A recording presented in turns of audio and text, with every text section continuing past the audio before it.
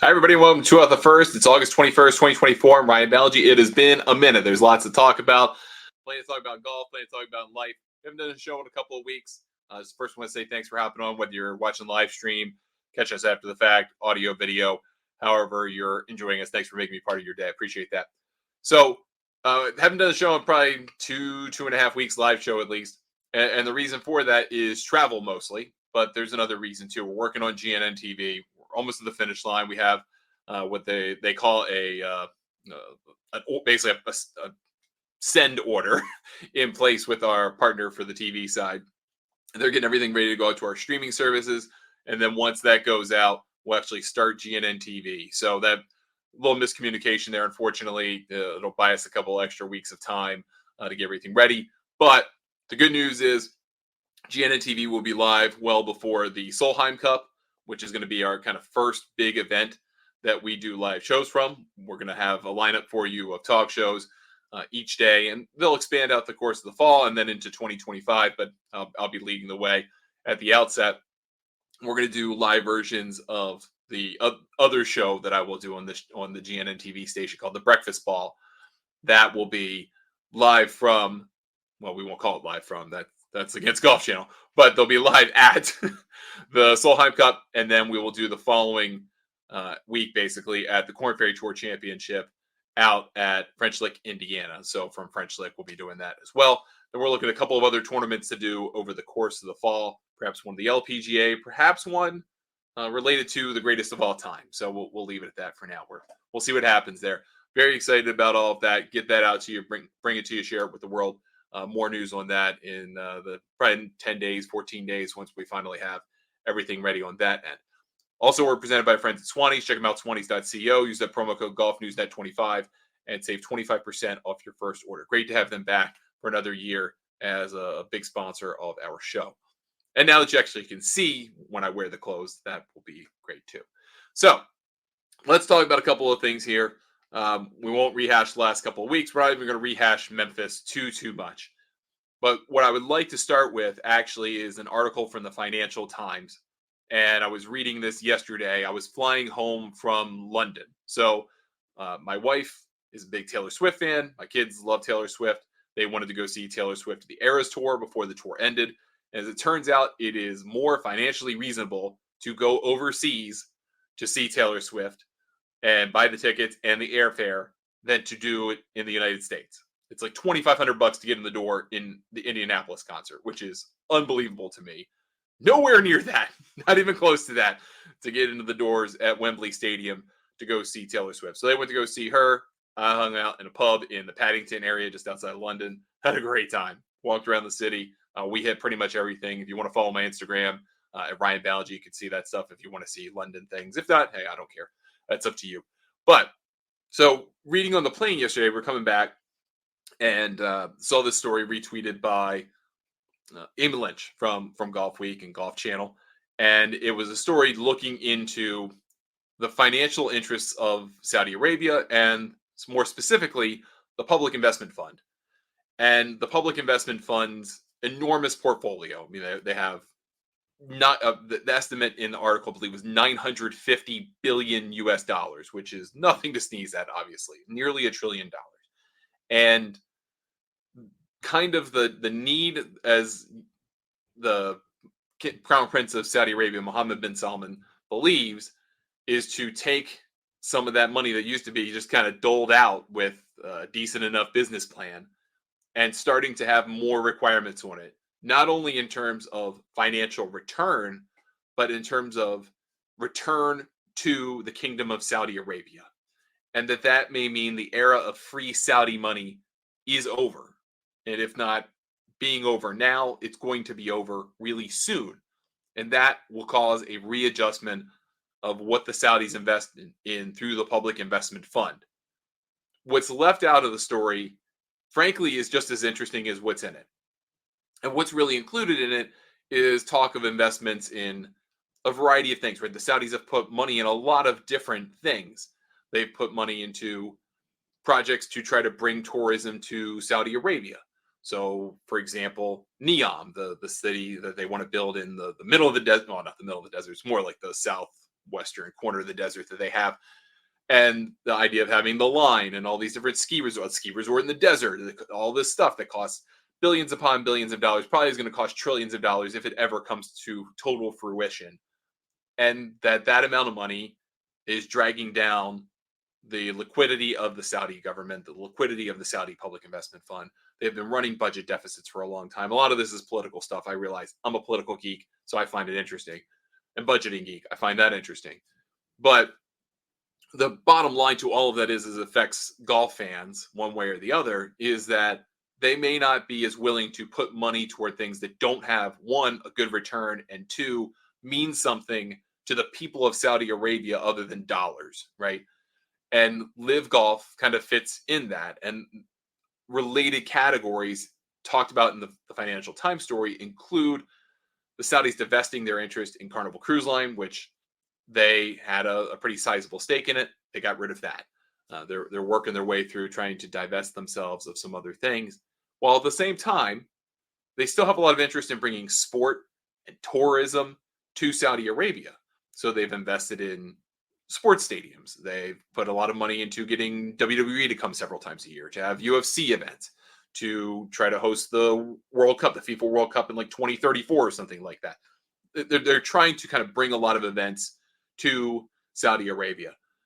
But LIV Golf only has one event in Saudi Arabia, and it's in King Abdullah Economic City. It is not very well attended, and it's not particularly well supported by the community. So it doesn't drive tourism to the region. People aren't going to go see a LIV Golf event in Saudi Arabia when they could go see one if they wanted in Australia, the most popular event, or Singapore, or the bunch in America, or the one in the United Kingdom. There's one in Spain. Like, take your pick, right? So the LIV Golf is not bringing in, one, a return. I mean, there's basically zero return, all things being equal. And then there's not really a tourism boom to it. So even if you were to kind of lump golf investments in with their other sporting investments, at least people show up to Saudi Arabia to attend those sporting events.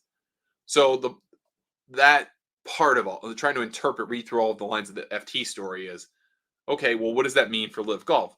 If LIV doesn't create a return and it doesn't bring anything back to Saudi Arabia in terms of economic development, investment, corporate investment, any of those types of things, why keep spending the money on it? And I think that's the implication there from the entire story. If you're viewing it through a golf prism, are the Saudis getting ready to say sayonara to LIV Golf? And of course, they may not. They could change their mind. Even if they had one opinion today, they could change it tomorrow, right? They're the people in charge. They're the investor. They're the benefactor. So they can pull the plug at any time. The really interesting thing about this comes in the context of where they are in terms of the development of LIV Golf, the existence of LIV Golf. This is the third season of LIV Golf, right? There was a LIV Invitational Series. They like to call that year zero, but it was a year, right? They had events in 2022, 23, and 24. So this is the third year of operation for this concept. They have played more than 100 rounds now, which is their kind of big thing, even though it's not divisible by 3, but 100 is an even number. So they're now at the point where they've played 34 tournaments, right? And as they cross that threshold, now they've got to think about, what do they do from here to grow as an entity, to kind of, they talked about the last tournament, the Greenbrier, which by the way is up for auction in a few weeks time, I believe. And the players are talking about, oh, we've done so much in 100 rounds and blah, blah, blah, blah. And we can't wait for the next 100 and it's going to be incredible and all of this stuff. And I just don't get the sense that they really believe it. Like, I mean, I understand, obviously, that the players who have made a tremendous amount of money off of this, they feel like they've changed golf, right? They've injected a ton of money into the PGA Tour as a result. PGA Tour is changing its business model. All of that stuff has happened in large part because LIV Golf came along, right? So that what they're saying isn't necessarily false. I'm not saying that at all. They have brought about change. However, it really hasn't changed professional golf, except for perhaps the worse. And that's where the ratings come in. The ratings for LIV Golf at the Greenbrier were horrible. I mean, something like 160-ish thousand people watched both the third round, or second round and the third round. And the third round, by the way, resulted in a playoff between two of the best players on the planet, Jon Rahm and Brooks Koepka. Koepka won in the playoff. And yet, even still, hardly anyone paid attention. Now, yes, there are other things going on, right? You got other stuff happening. Caitlin Clark was playing basketball. You got the PGA Tour, but the PGA Tour ratings were down miserably bad from last year when, of all people, Lucas Glover won. It was closer to 3 million last year. Now that went late, right? They had a weather delay, and eventually Lucas Glover got the win. So having that in prime time helped those numbers pretty substantially. But even if you took that out, the audience decline from 2023 in Memphis to this year is pretty substantial, and it's not great. And we've seen that in the last several events. We saw that in the Olympic tournament, a pretty dramatic decrease in viewership, something like 20%. We've seen that decrease at the Wyndham Championship. The 3M Open's always kind of a weird tournament because it's just kind of thrust in the middle of no man's land between the Open and the playoffs. And so you've got this run of bad data about PGA Tour interest. You've got this run of bad, finally got a data point about where people are with LIV in terms of viewership. That's bad. I don't care. Under 200,000 is horrible for the quality of player that you have there. It's clearly not resonating with people.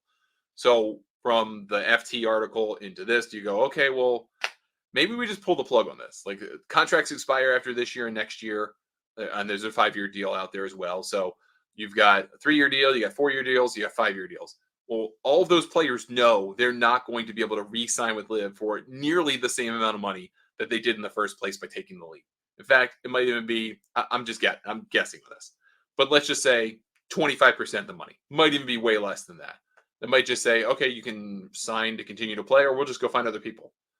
But I don't think they're going to throw another $500 million at signing bonuses for players when they've netted basically no money back to them. I mean, they're just hemorrhaging money. So players who have played in LIV and their contracts are coming to a decision or close, they have to decide, hey, do I want to continue my career playing in tournaments where you have a friendly schedule, right? And you've got $20 million purses. Those are certainly things, $25 million purses, certainly things to have available, right? But at what cost? Because you toil in relative anonymity. You may or may not really ever have a chance to win if it's a 10-person tour. I mean, there are a lot of potential negatives by continuing with LIV. At the same time, if you leave, you've got to go get a PGA Tour card back or a DP World Tour card back. And you're not playing for nearly the same amount of money on the DP World Tour. Most weeks, 10% of the LIV purses. On the PGA Tour, the structure is about to change again. And it's already changed. So you've got to get into the top 50 to really give yourself a chance to get access to the big money events. So that means at least one season of playing in none of them or hardly any of them. That's certainly consideration for a player on the downside of their career. For players like Poulter and Westwood and Stenson and Mickelson, guys that are in their 40s and 50s, like, hey, maybe I can just be done here. Maybe they have to consider, can they go back and go play the Champions Tour? That's something to think about. I think there's a lot here going on that we haven't really talked about because LIV just kind of exists. And it's not particularly controversial from one day to the next anymore. But what happens from here really depends on a lot of things. And the first has to deal with what the Saudis think about the future of this as it relates to all of their other investments and projects and goals. And then what the players think about the prospect of playing for less guaranteed upfront money, and who knows what the investment will be in the purses in the future. And knowing that whatever equity they have in these team concepts probably is not worth much more than what the paper it's written on. It's an interesting time.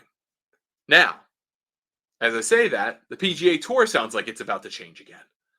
So Adam Schupak did a story about this today, updated it. The vote has not happened yet on this proposal, but it sounds like it will eventually.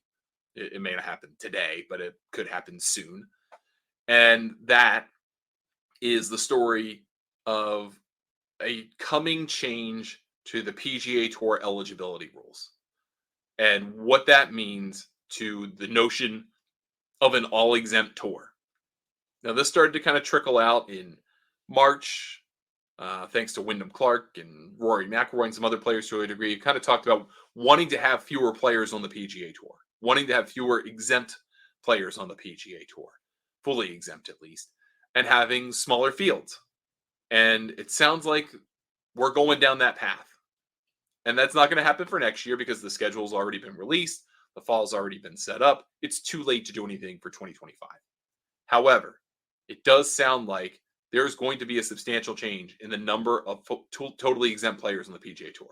The idea of the 125 sounds like it's going by the wayside. And while it may be stagnated and implemented over the course of 1, 2, 3 seasons, sounds like we're going to a world where instead of the top 125, it'll be the top 100. Top 100 players will be exempt. They'll have tour status for the entire year. And instead of having events with 156, 144 players, you're going to have events with 120 and 132 players, maybe even down to that 100 number. But it sounds like you're looking more like a 120, 132 number. And that way you'll have smaller fields at pretty much every event.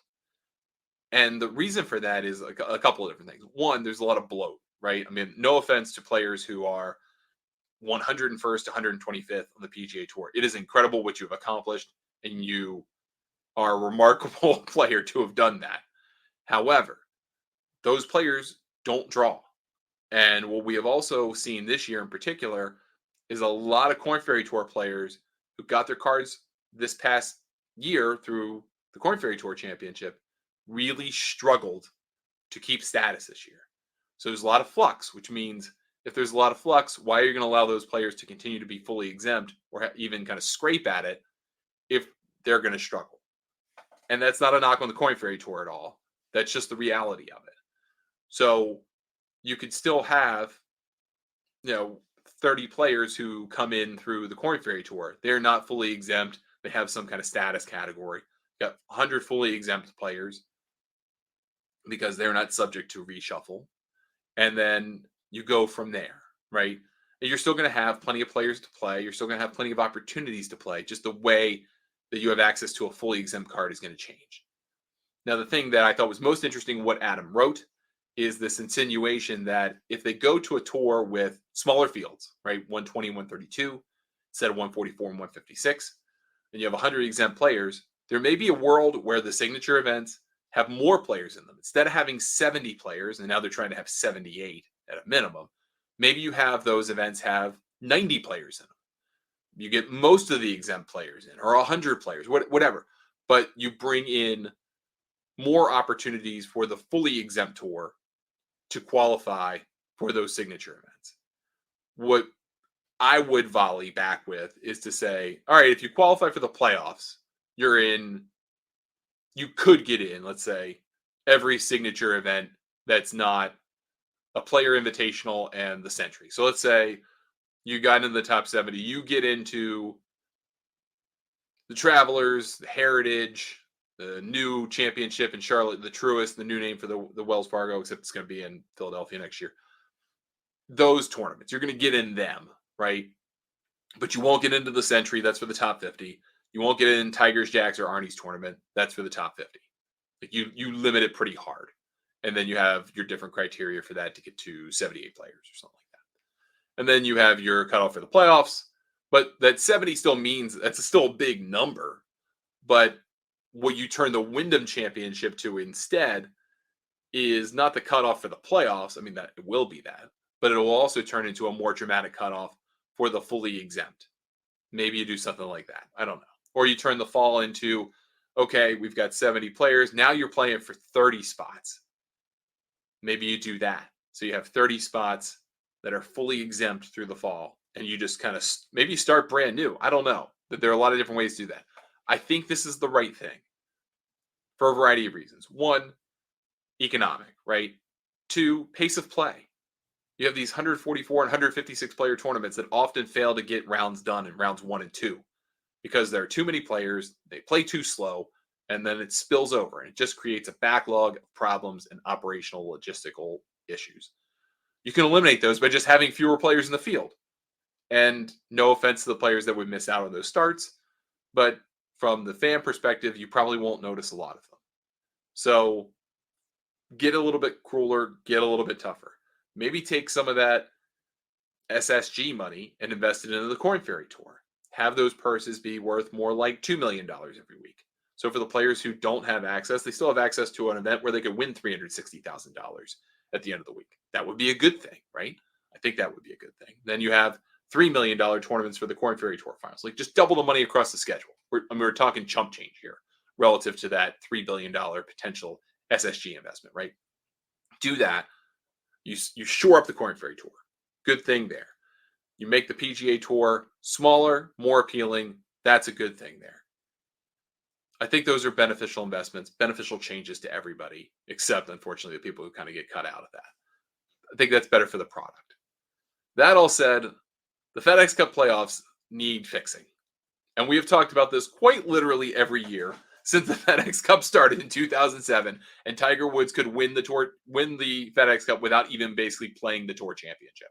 And that all Vijay Singh had to do in 2008 was hit one shot and he won the Tour Championship. Or won the FedEx Cup. Those early years where there really was no implication that all of the playoffs mattered. And we've come all the way around to that to having a net tournament, right? The format of the Tour Championship is what it is. I'm fine with it, to be honest with you. I kind of enjoy it. But what my problem with the playoffs is that the sites really don't make sense. They don't. I mean, I like Atlanta. I like Eastlake, and I'm sure that the work that's been put in there is incredible. And I'm fine with having Atlanta be the annual end destination for the PGA Tour. However, you have two FedEx Cup playoff events in the FedEx St. Jude Championship and the BMW Championship. And the BMW Championship has kind of already employed this model that I would like to talk about. But it's moving around. You need to move these tournaments around.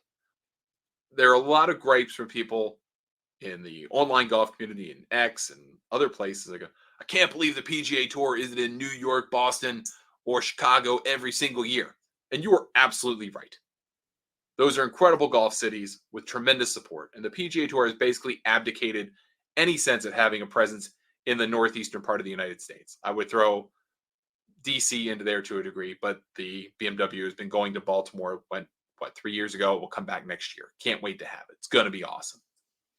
But the BMW has done the right thing. The Western Golf Association, the Evans Scholars Foundation, they've decided to take the tournament around to different places because that allows them to post up Evans Scholars Foundation's sites and opportunities for kids who get scholarships through caddying by doing in different cities. Done and done. That is great. Keep doing it. The outlier to this then is Memphis, the FedEx St. Jude Championship. Poor ratings. It's not a poor golf course. It's just one with no juice. The boys at the Fried Egg call it TPC in the Tech because it's right by an office park. It isn't particularly special. It doesn't rate particularly well. And people don't tune in to watch it on TV. I'm sure the people of Memphis are very happy to have one of the best fields of the year every year coming to their community, even in the dog days of August when, like this year, the feels like temperature, the heat index temperature was like 107, 110, which is mind-boggling. And I'm sure the FedEx is really happy to have it right in their corporate backyard. But this tournament should move around, just like the BMW Championship does. And what I would like to see the PGA Tour do from a business standpoint, may not benefit you and me from a business standpoint, but could benefit us from a watch perspective. What I would like to see them do is bid out the first two playoff events. Go and do what WWE has started doing.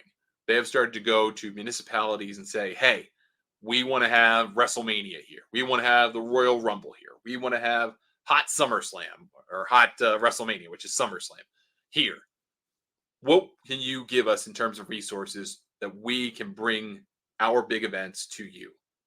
Let us use your stadiums for less amount of money for rent for that weekend. We'll schedule events at different places around town. Can you subsidize those? Can you get us those venues? Help us set that up. Will you kick back to us some money because you're going to get millions upon millions of people who fly in for these special events and spend money in your city? Go do that. There are so many different cities in this country that would love to have a FedEx Cup playoff event. And yes, some of them I've mentioned. New York, Boston, Washington, D.C. area.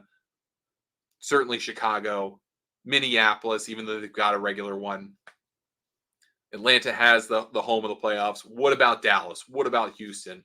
San Diego? I realize there are regular stops for a lot of these cities as well. But there's so many incredible venues that you could take a limited field event to. And if you get the right investment, you can make all the logistics work super smoothly. I think this is the future for the PGA Tour. And this is a good way to put some return back to these SSG investments. I think you should do it for all the signature events, to be honest with you. But start with the playoffs. Start by saying, hey, let's bring back,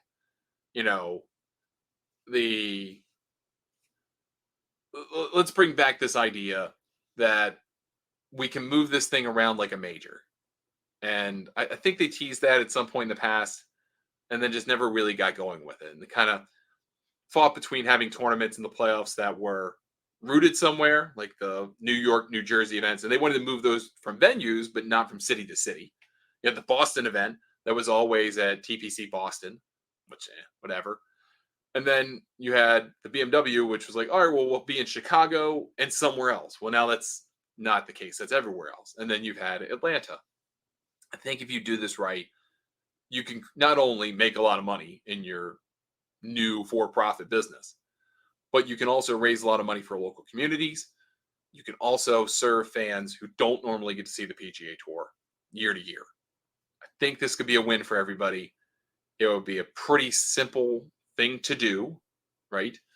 I don't think you would struggle to make the connection to municipalities and the amount of money that these events can bring, especially if you elevate them to the level like they're treated like a major championship. Like, we're coming years in advance. We're selling tickets. Best players in the world are coming to these top venues. Not, no offense, not second tier courses, not mids, so to speak. None of that. And we'll talk about Country Club Snob another day. But what you bring them to the best of the best. If you can do that, I think you have such a tremendous opportunity to make the playoffs better. Because what people watch for the majors is tradition and history and relevance and importance laid upon it because of that history and tradition. Build a new tradition. Go take these places. Go put a lot of just oomph behind it. I think it's a benefit for everyone in the long haul. All right, that's going to do it for us today on the show. Again, I know it's been a couple of weeks. Thank you so much for spending a little bit of time with me. Back home now and finishing up everything with getting GNN TV off the ground. Kids are getting ready for school, so I'll actually be around to do shows, which is great. Please leave me a comment, either in the stream, whether you're catching it live, after the fact on YouTube or Facebook, whether you're listening through your favorite podcasting platform. You can email me, ryan@thegolfnewsnet.com, on Twitter, Threads, X, Instagram, and Blue Sky, at Ryan Ballengee Golf, or Ryan Ballengee on Facebook and YouTube, Ryan Ballengee Golf. Before I get through the wrap-up of the show, LinkedIn user sent in a question. What about a PGA event in the Pacific Northwest? Want to just tout that for just a quick second because I think this is very relevant before we say goodbye. That right there, that is it. What about an event in the PGA or in the Northwest? What about an event in Seattle? What about an event in Portland? It should be there. I would even extend Northern California to that to a degree. That is such a great part of the golf world that gets basically no love from anybody. I mean, I know Sahali had a major championship this year for the first time in a decade, but that is an incredible community for golf. And yes, you may not want to have an event there every year for whatever sponsor reasons, but you could take a playoff event there, have it on the West Coast, have it in prime time, let people love it. More people watch golf in prime time. You saw that with the Memphis ratings. When the tournament ended at 8 o'clock for Lucas freaking Glover, 3.2 million people watched it. When Hideki Matsuyama, one of the best players and a major champion, won in the regular time zone, regular time slot, 6 p.m. Eastern, 1 million less people watched it. So getting these tournaments in prime time as much as possible is a great thing, a truly great thing. So thank you for sending that in. Appreciate that question. All right. Again, Facebook, Twitter, or X, Threads, Instagram, all those places. I'm at Ryan Ballengee or Ryan Ballengee Golf. Well, Facebook and YouTube's Ryan Ballengee Golf. Golf News Net's on all those services at the handle Golf News Net. Back tomorrow with another show. More to talk about. I'm going to talk about Country Club Snob tomorrow a little bit. And that's okay. If you don't know who he is, we'll talk about it a little bit. I think it's kind of interesting since I didn't get a chance to weigh on that. Talk about the start of the AIG Women's Open, which sounds like it's going to be a weather lottery at the old course at St. Andrews. Cannot wait to watch that. Please tune in and check it out. And then we'll talk a little bit about the start of the playoffs at Castle Pines at the very lovely altitude of 6,200 feet, playing on an 8,100-yard golf course. Should be a fascinating week.